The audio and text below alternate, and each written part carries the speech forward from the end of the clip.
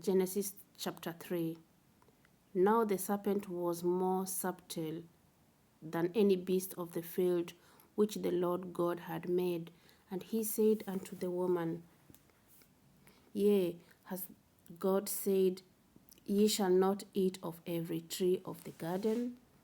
And the woman said unto the serpent, We may eat of the fruit of the trees of the garden, but of the fruit of the tree which is in the midst of the garden, God has said, Ye shall not eat of it, neither shall ye touch it, lest you die.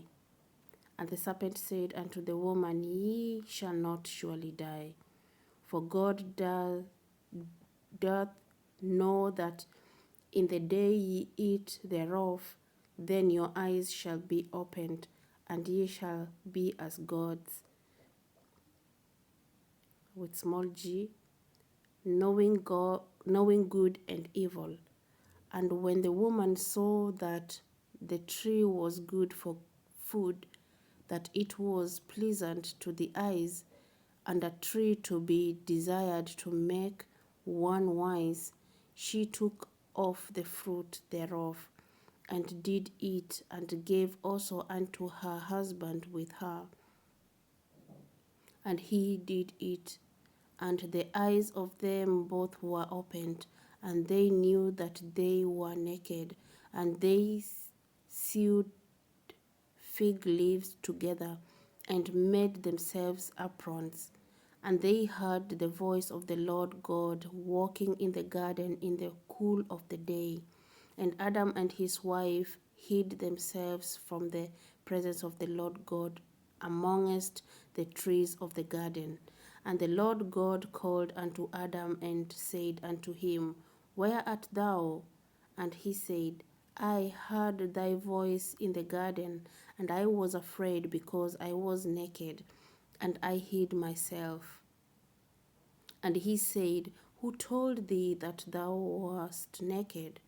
Hast thou eaten of the tree whereof I commanded thee that thou shouldest not eat?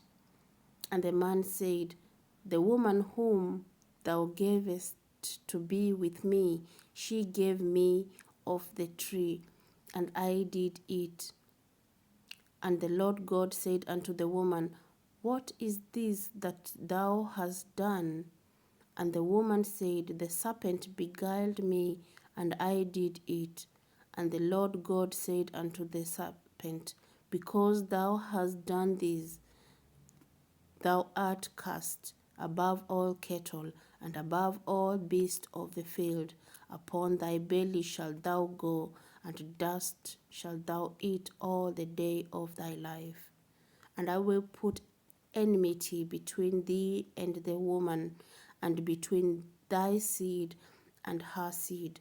It shall bruise thy head, and thou shalt bruise his heel.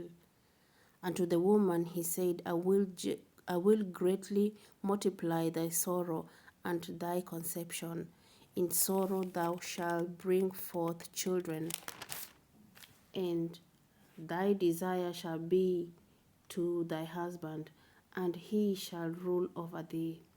And unto Adam he said, Because thou hast hearkened unto the voice of thy wife, and hast eaten of the tree of which I commanded thee, saying, Thou shalt not eat of it.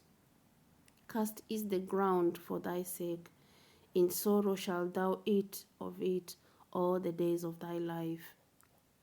Thorns also and thistles shall it bring forth to thee, and thou shalt eat the herb of the field. In the sweat of thy face shalt thou eat bread, till thou return unto the ground. For out of it wast thou taken, for dust thou art, and unto dust shalt thou return. And Adam called his wife's name Eve, because she was the mother of all living. And to Adam also and to his wife did the Lord God make coats of skins, and clothed them. And the Lord God said, Behold, the man is become as one of us, to know good and evil. And now, lest he put forth his hand and take also of the tree of life, and eat and live forever. Therefore the Lord God sent him forth from the Garden of Eden to till the ground from whence he was taken. So he drove out the man, and he placed at the east of the Garden of Eden cherubims and a flaming sword, which turned every way to keep the way of the tree of life.